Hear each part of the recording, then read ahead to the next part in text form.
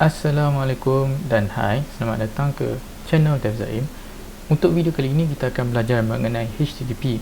Kenapa saya buat video HTTP terlebih dahulu adalah untuk video selepas ini saya akan buat video mengenai Node.js di mana kita akan membina web server, dan di dalam web server ini saya akan menggunakan istilah-istilah yang terdapat dalam HTTP. Jadi untuk mengelakkan kekeliruan untuk video yang akan datang ini, jadi saya buatlah video untuk HTTP ini terlebih dahulu. Pertama sekali kita perlu faham apa itu HTTP. Jadi HTTP adalah singkatan kepada Hypertext Transfer Protocol. Jadi dia adalah salah satu jenis protokol yang digunakan di dalam laman sesawang ataupun web untuk kita berhubung. Jadi kita sebagai klien ataupun kita yang buka browser ni, kita nak berhubung dengan pelayan ataupun dengan server. Jadi untuk berlakunya perhubungan ini, mereka memerlukan penggunaan satu protokol. Jadi protokol ni, kalau anda dengar perkataan protokol ni, anda akan sinonim ataupun dia berkait rapat dengan perkataan prosedur ataupun langkah-langkah yang perlu dilakukan supaya sesuatu itu boleh berlaku. Jadi protokol yang digunakan oleh web selalunya adalah HTTP, dan protokol yang kita gunakan ini iaitu HTTP, mereka perlu bersetuju untuk menggunakan format yang sama. Jadi kita sebagai pengguna ataupun sebagai klien, jika kita minta daripada server ataupun pelayan bentuk ataupun file HTML, jadi pelayan ataupun server mereka perlu kembalikan ataupun perlu respon dalam bentuk HTML juga. Jadi sebagai contoh, kita sebagai manusia kan, A dengan B, untuk mereka berkomunikasi, untuk mereka kedua-dua ini berkomunikasi di antara mereka memerlukan satu format. Jadi format yang digunakan di sini ialah bahasa pertuturan lah. Jadi bahasa pertuturan tu mestilah kedua-dua mereka ni mesti faham. Jadi itu adalah protokol untuk kita bersembang ataupun untuk kita bercakap lah, ataupun berkomunikasi dengan orang lain.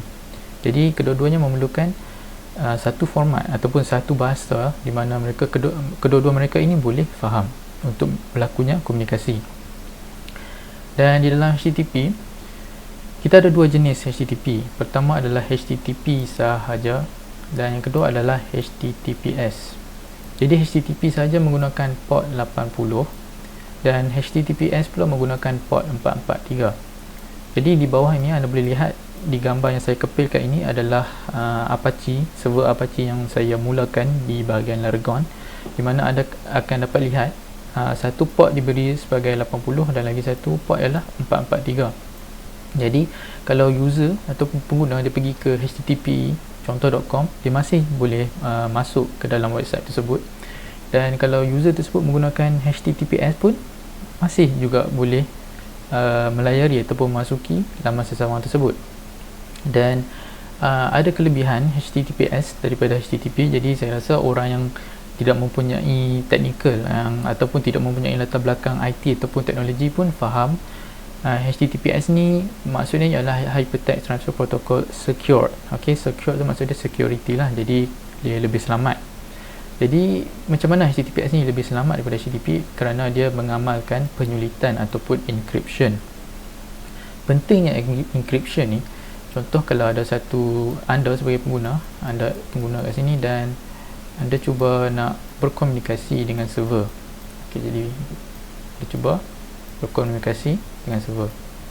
Tetapi kalau anda bayangkan untuk bila berlakunya komunikasi ini, akan ada satu pihak ataupun penggodam yang di mana dia akan menggunakan teknik yang dinamakan sebagai man in the middle atau MITM, man in the middle. Okay, jadi hacker ni, penggodam ni saya letak X lah. Jadi dia boleh sniff. Okay, jadi dia boleh sniff, dia boleh mendengar ataupun mendapatkan data yang dihantar di antara dua server, di antara dua entiti ini.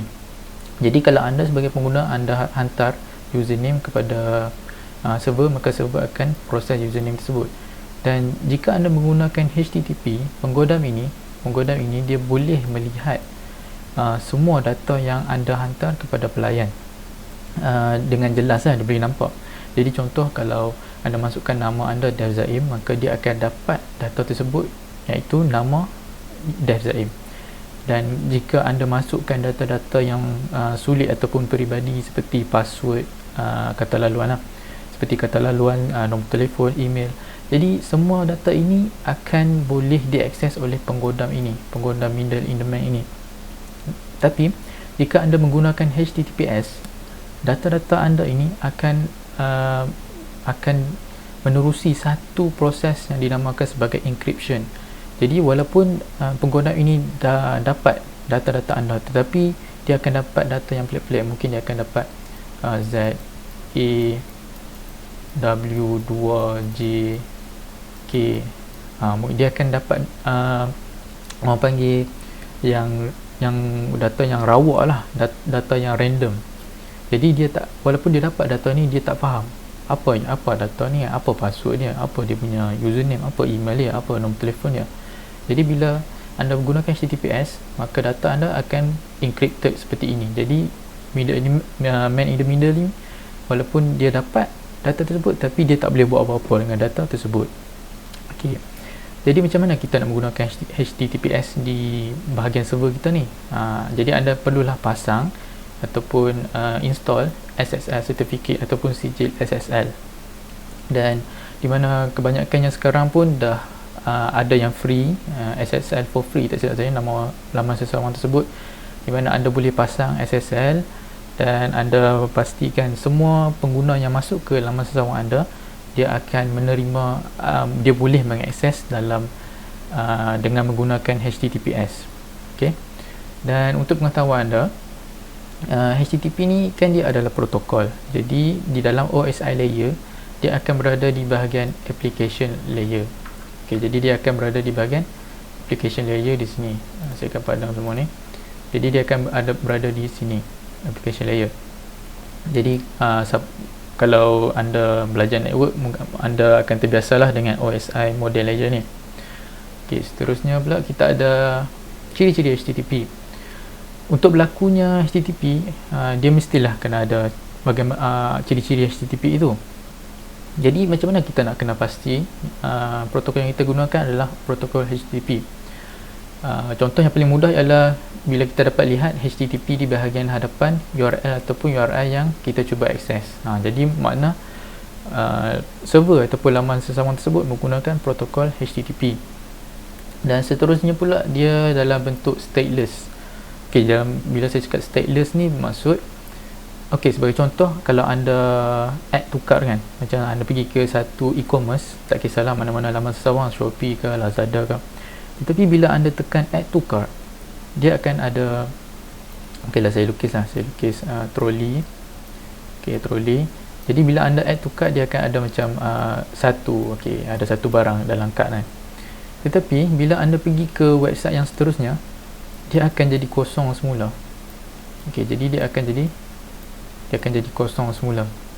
Sebab dia stateless, dia tidak menyimpan state apa dalam bahasa Melayu, state keadaan lah dia. Jadi dia tak menyimpan keadaan yang sebelumnya.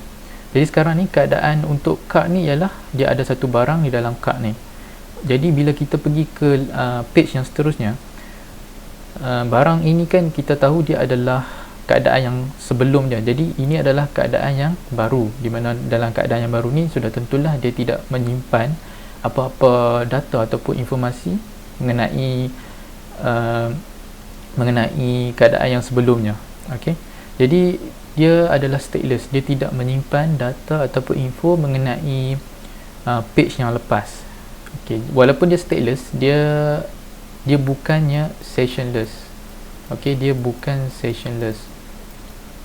Jadi anda boleh menggunakan session untuk mengekalkan data yang terdapat di untuk menetapkan data ataupun info daripada page yang lepas. Jadi kalau anda guna session, walaupun kat sini data kad anda satu, dan bila anda pergi ke page baru, anda akan masih nampak satu di sini. Jadi session lah yang membantu untuk mengekalkan barang yang anda telah simpan dalam anda punya kad di e-commerce yang anda sedang layari tersebut. Jadi kalau anda nak lihat bagaimana penggunaan session ni, anda boleh lihat video sistem autentikasi yang saya gunakan, yang saya gunakan bahasa pengatur carahan PHP. ada video yang saya buat sebelum ni, saya akan kepilkan di bahagian komen. Dan seterusnya, ciri-ciri HTTP yang kedua ialah dia menggunakan methods. Dan walaupun dia ada 4 method di sini, kita selalunya, saya berani jamin 100% anda hanya akan gunakan 2 saja, iaitu get dan post di sini. Jadi untuk video kali ini saya akan terangkan mengenai get dan post sahaja. Okey, sebelum saya saya padam sekejap. Okey, dan get ni bermaksud anda terima data daripada pelayan. Jadi kalau anda, contoh anda pergi ke http://contoh.com, jadi anda menghantar hubungan tersebut, anda cuba berhubung dengan pelayan tersebut dengan menggunakan get, dengan get request. Jadi bila pelayan dia terima, pengguna ini cuba akses ataupun cuba melayari contoh.com dengan menggunakan method get. Jadi dia akan cari semua data ataupun kandungan mengenai contoh.com ni. Okey, jadi dia akan cari di server ataupun pelayan. Jadi dia akan cari semua kandungan yang perlu dia paparkan kepada user tersebut. Bila user pergi ke contoh.com, maka dia akan cari semua kandungan tersebut. Dia akan cari index.html, dia akan cari index.css, maksud saya dia akan cari style.css, dia akan cari index.js. Jadi dia akan cari ke semua file-file yang diperlukan dan dia akan kembalikan semula kepada laman sesama ini. Dan anda punya web browser ataupun pelayar web anda akan render lah semua data ini, dan anda pun bolehlah melihat kandungan yang terdapat dalam contoh.com ini. Okey, jadi ini adalah get. Jadi saya rasa dia agak self-explanatory, dia agak menceritakan ciri-ciri mengenai dirinya sendiri, iaitu dia get ataupun dia mendapatkan data tersebut. Dan seterusnya kita ada post. Okey, jadi post ni anda mengambil contoh sebagai postman. Okey, postman ni apa tugasnya? Tugasnya ialah menghantar. Jadi post ni pula adalah saya akan menggunakan contoh yang sama. Okey, sebagai contoh di http://contoh.com ni anda menggunakan post. Okey, post request. Jadi post request ni bermaksud anda nak hantar data kepada server ataupun kepada pelayan.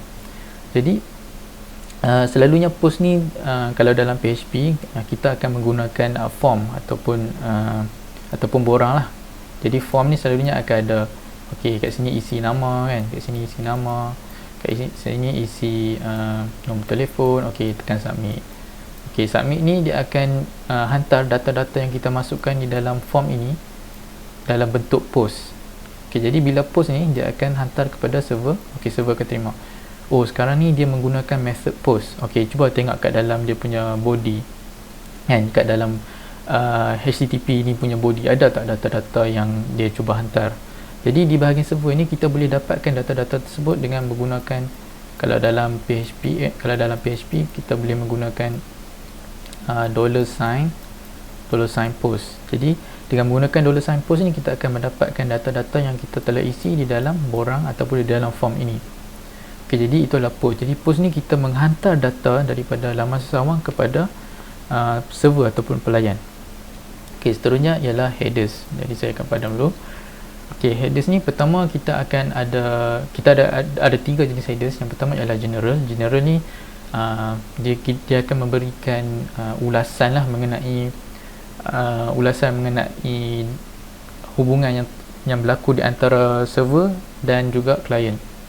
Jadi yang pertama, ini adalah salah satu bentuk general. Okey, jadi kalau kan saya cakap tadi, dia ulasan mengenai hubungan yang telah kita cipta di antara klien dan server. Jadi yang pertama, request URL. Jadi dia adalah request. Request ni datangnya daripada pengguna ataupun daripada klien, dan dia cuba request zaimazhar.tag dengan menggunakan method get. Okey, jadi ini juga adalah daripada klien, tetapi status code 200 ini pula datangnya daripada server ataupun pelayan. Jadi anda dapat lihat di bahagian general ini dia memberi ulasan mengenai request dan respon yang berlaku di antara klien dan server. Dan seterusnya kita dapat lihat address untuk zaimazhar.tag di sini, dan anda dapat lihat di akhir sekali dia menggunakan port 443, dan seperti yang saya cakap tadi, port 443 ni dia menggunakan HTTP HTTPS di sini. Dan setakat itu saja yang saya tahu untuk general. Dan seterusnya pula kita ada respon. Jadi sebelum tu saya akan padam dahulu. Kita ada respon. Okey, ini adalah salah satu bentuk respon headers lah. Sebenarnya saya pun tak faham juga kebanyakan respon yang terdapat di dalam respon headers ni. Tapi yang paling penting adalah content type. Okey, jadi content type ni adalah data yang dia kembalikan ataupun yang dia respon kepada klien ataupun kepada pengguna yang meminta data tersebut. Jadi sekarang ni bila kita dapat lihat text.html text/html ni bermaksud pengguna cuba mendapatkan data ataupun kandungan dalam bentuk HTML. Jadi anda cuma perlu lihat di content type saja untuk faham apa data ataupun info yang request ataupun yang klien minta daripada server.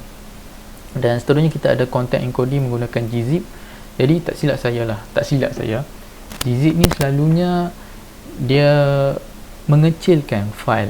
Jadi sebagai contoh, kalau file HTML anda ialah 4 KB sebagai contoh, maka dia akan kecilkan menjadi 1 KB. Dan bila dalam bentuk komunikasi ni, sebaiknya anda cuba kecilkan file-file yang anda cuba hantar kepada pelayan ataupun kepada klien ataupun kepada pengguna. Kerana bila file-file ni semua kecil, dia akan lebih pantas untuk dia request ataupun untuk dia respon di antara server dan klien. Jadi sebaiknya kalau anda membina apa-apa aplikasi web ataupun tak kisahlah apa-apa jenis aplikasi pun selain pada web, pastikan anda kecilkan file-file anda. Okey. Dan kita juga ada access control allow origin. Tak silap saya ini dia ada kena mengena dengan cross origin something lah, saya pun lupa juga cross ni. Tapi insya-Allah untuk masa yang akan datang saya akan cuba untuk membincangkan mengenai topik cross ni jugalah. Dan kita dapat lihat juga content length. Okey, content length ni kemungkinan lah saya pun sebab saya pun tak berapa faham sangat respon headers ni. Content length ni saya rasa dia punya size. Okey, size file yang kita kembalikan kepada user. Okey, anda kena ingat respon ini datangnya daripada server. Dan seterusnya, okey, ni pula adalah request. Request pula baru datangnya daripada klien ataupun daripada pengguna. Dan anda dapat lihat di sini dia cuba request ataupun dia cuba masuk ke zaimazhar.tag. Okey, jadi dia cuba masuk ke zaimazhar.tag. Ini adalah request. Request ni datangnya daripada pengguna. Dan pengguna ini dia cuba masuk ke zaimazhar.tag dengan menggunakan method get. Jadi anda dapat lihat kat sini dia menggunakan method get.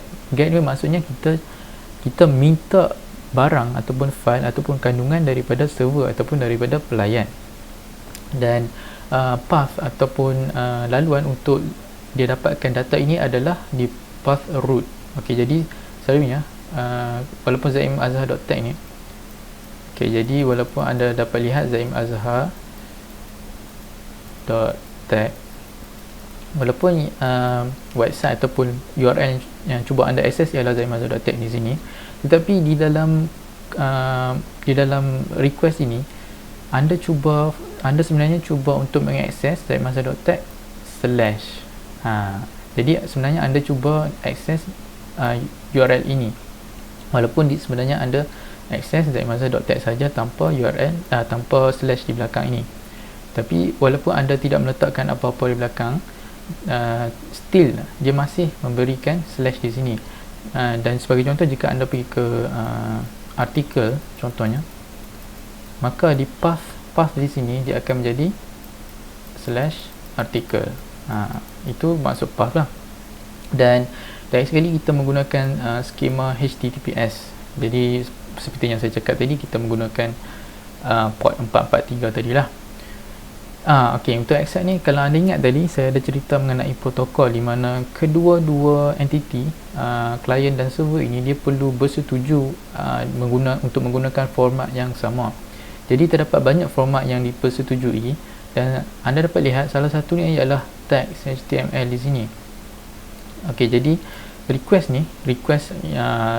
headers ni datangnya daripada anda sebagai pengguna, anda boleh menerima tag HTML. Jadi kalau anda ingat juga kat response headers ni, anda dapat lihat di sini content type tag HTML. Anda juga boleh respon dalam bentuk tag HTML. Okey.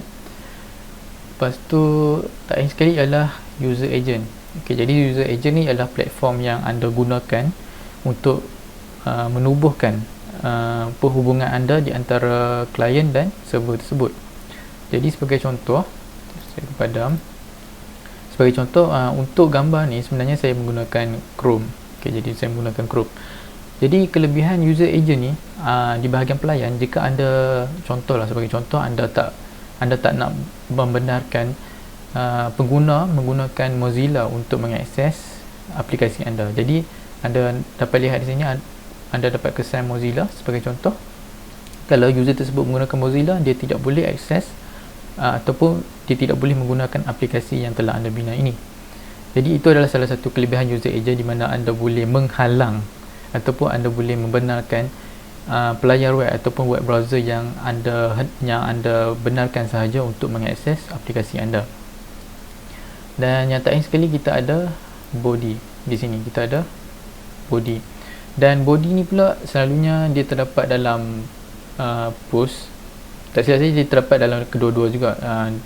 So daripada headers ni kan dia hanya memberi info mengenai connection itu sahaja. Jadi sebagai contoh, ini adalah info-info mengenai request, dan ini pula adalah info-info mengenai response.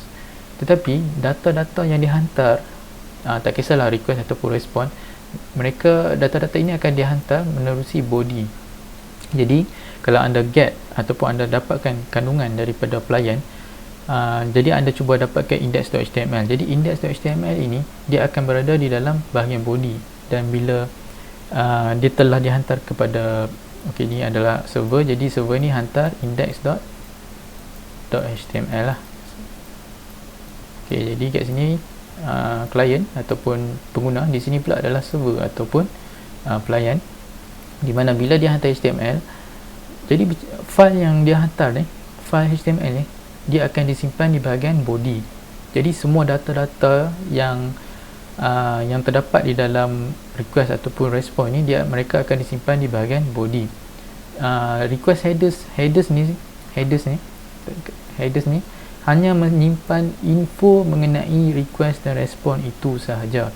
Mereka tidak menyimpan data mengenai data yang terbabit ataupun yang terlibat dalam request dan respon ini, kerana data-data ini disimpan di dalam body. Okey. Jadi kalau anda menggunakan post, data yang anda hantar daripada klien ke server, data-data ini akan disimpan di body. Kalau anda gunakan get, data-data yang dihantar daripada server ke klien, data-data ini akan disimpan di bahagian body juga. Okey. Dan terakhir sekali, status code. Jadi terdapat banyak bentuk status code. Pertama sekali, dia bermula dengan 1. Jadi kalau dia bermula dengan 1, bermaksud status code ini ialah informatif.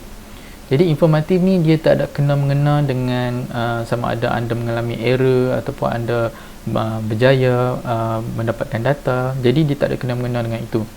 Dia hanya memberitahu ataupun memberi anda pengetahuan mengenai protokol yang sedang anda gunakan. Jadi sebagai contoh, tak silap saya, kalau status code anda 100, bermaksud anda boleh continue ataupun anda boleh terus menggunakan protokol ini tanpa masalah. Dan seterusnya, kalau 103 ataupun 102 lah, saya pun lupa, saya pun tak baca sangat mengenai status code ni. Tak silap saya, salah satu di antara mereka ini, dia bermaksud protokol yang anda sedang gunakan ini telah pun berubah. Jadi sebagai contoh, kalau pelayan yang anda sedang hubungi sekarang ni, dia mengubah protokol daripada HTTP kepada WebSocket ataupun WS. Jadi bila anda membuat request ataupun anda menghantar request baru, server ataupun pelayan tersebut dia akan hantar status code 103, saya lupa sama ada 103 ataupun 102, untuk memberitahu anda bahawa protokol yang digunakan oleh pelayan ini telah pun berubah daripada HTTP ke WS ataupun WebSocket. Dan seterusnya, status code yang bermula dengan dengan nombor 2. Jadi bila status kod yang anda terima bermula dengan nombor 2, bermaksud anda berjaya menerima data tersebut daripada pelayan. Jadi sebagai contoh, anda dapat lihat di sini status kod dia adalah 200. Jadi dia bermula dengan 2, dan anda dapat lihat juga dia ada warna hijau di sini. Ini bermaksud status kod 200 ini bermaksud anda menerima kandungan ataupun data yang anda minta daripada pelayan. Anda menerimanya dengan keadaan yang sempurna lah, tanpa apa-apa masalah. Dan saya rasa status kod 200 ni yang paling terkenal lah di antara di dalam web ni. Dan status kod yang seterusnya yang bermula dengan 3 bermaksud anda telah diubah arah ataupun anda menghadapi redirect. Okey, jadi sebagai contoh, tadi anda masuk ke zaimazhar.tech.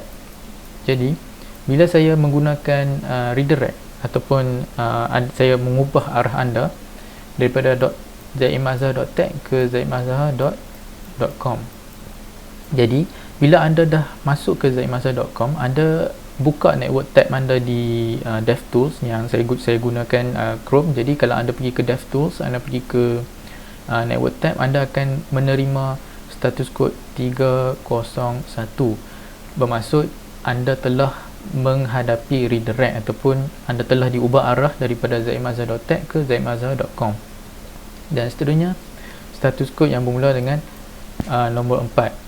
Jadi kalau dia bermula dengan nombor 4, bermaksud anda mengalami masalah ketika cuba meminta kandungan daripada server ataupun daripada pelayan. Okey, jadi sebagai contoh saya rasa lah, saya berani jamin anda mesti pernah dengar status kod 404 ataupun 404. Jadi 404 ini bermaksud file yang anda cuba akses tersebut tidak dijumpai di bahagian pelayan ataupun di bahagian server. Jadi sebagai contoh, anda nak cari jadi index.html. Jadi anda cuba akses index.html, tetapi bila anda berikan request kepada server ataupun kepada pelayan anda, dia terima request anda ini, tetapi dia cubalah cari index.html ini. Kat mana lah index.html ini kan? Jadi dia tak jumpa index.html ini. Jadi bila dia tak jumpa, dia akan kembalikan kepada anda. Okey, jadi ini anda minta, jadi dia akan kembalikan kepada anda status kod 404. Bermaksud dia tak jumpa file yang anda minta ini. Dan ada lagi yang status kod yang lain seperti 403 bermaksud forbidden, di mana sebagai contoh anda cuba cari index.html, tetapi di bahagian server ataupun di bahagian pelayan dia tidak membenarkan pengguna untuk akses index.html. Jadi anda akan mendapat status kod 403 bermaksud anda tidak boleh mengakses file ini. Dan terakhir sekali, status kod yang bermula dengan nombor 5. Jadi status kod yang bermula dengan nombor 5 ini bermaksud pelayan sedang mengalami masalah ketika cuba respon kepada request yang diterima. Okey, saya akan bagi satu analogi yang saya rasa sangat famous, iaitu analogi DOS ataupun denial of service. Okey, jadi sebagai contoh, anda ada satu website ataupun satu URL ni yang anda cuba untuk akses, tetapi website ini, server ataupun pelayan yang host website ini, dia hanya boleh menampung 5 connection dalam satu masa sahaja. Dia hanya boleh menampung 5 pengguna dalam satu masa sahaja. Dan bagaimana jika ada 100 pengguna yang cuba akses laman sesawang tersebut? Jadi kat sini akan berlaku masalah di bahagian server ataupun di bahagian pelayan, di mana mereka tidak dapat menampung 100 pengguna dalam satu masa. Mereka hanya mampu menampung 5 pengguna sahaja dalam satu masa. Jadi selebihnya, 95 pengguna yang selebihnya akan menerima error 500 internal server error, yang bermaksud server ataupun pelayan dia tidak dapat respon ataupun dia tidak dapat serve pengguna tersebut di dalam aplikasi mereka. Jadi saya rasa status kod 500 ni sangat terkenal lah, sebab selalunya lah saya akan dapat lihat status kod ini akan berlaku bila kerajaan dia, contoh dia nak berikan bantuan kan, dia nak berikan bantuan kepada rakyat. Jadi dia bagi block time period kan, contoh dia bagi dalam masa 2 jam saja boleh meminta bantuan ini. Jadi bayangkan berjuta-juta rakyat Malaysia ni cubalah untuk orang panggil cuba untuk mendapatkan bantuan tersebut lah. Jadi mereka ramai-ramai pergi ke laman sesawang tersebut untuk isi borang dan mohon untuk mendapatkan bantuan tersebut. Jadi bila terlampau ramai yang masuk untuk mendapatkan bantuan tersebut, kita dapat lihat lah, saya pernah menghadapi di mana saya cuba nak masuk ke website ataupun laman sesawang universiti saya, di mana ramai sangat orang masuk dan saya mendapat error 500, bermaksud pelayan ataupun server tidak dapat menampung banyak pengguna dalam satu masa. Okey, saya rasa setakat itu saja video untuk kali ini. Terima kasih kerana menonton. Assalamualaikum dan salam sejahtera.